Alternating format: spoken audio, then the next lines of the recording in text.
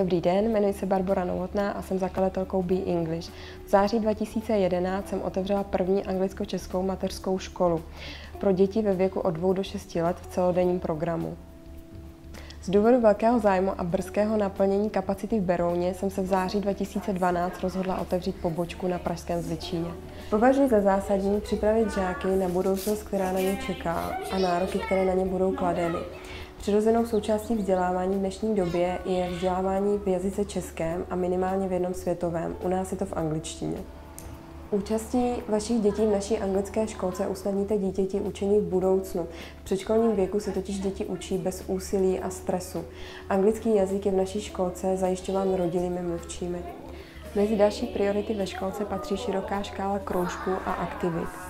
Naším cílem je dětem nabídnout co nejširší škálu všech aktivit, tak aby si mohli poté v budoucnu sami vybrat. Ve školce máme například tenis, baseball, keramiku, tancování, plavání, ale také golf.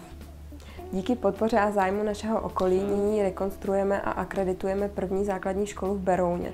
Tuto školu otevřeme v září 2013, což nám umožní plynule navázat na naše mateřské školy. Ve školce si zakládáme na individuálním přístupu ke každému dítěti, což zajišťuje minimální počet dětí na každého pedagoga. Celková kapacita školek je 16 dětí. Ve školce pracujeme dle školního vzdělávacího programu a rámcových vzdělávacích plánů. Pro vytížené rodiče je možné prodloužit otevírací dobu školky. Naše školky splňují ty nejpřísnější hygienické, požární a stavební požadavky, které na školky jsou. Mateřská škola Be English spolupracuje s Menzou České republiky v rámci metody NTC Learning. Ve školce panuje rodinná atmosféra, zakládáme si na úzkém vztahu rodičů a školky. Děláme různé akce, výlety, školky v přírodě, lyžařské výcviky, slavíme Vánoce, Velikonoce, Halloween.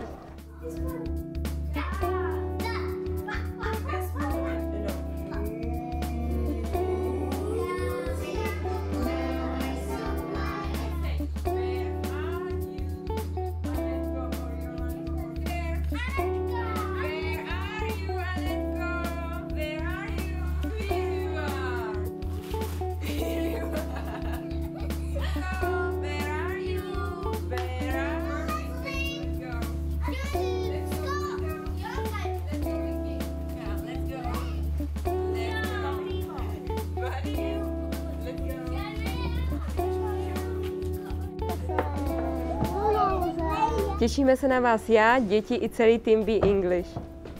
Bye bye everybody, bye bye.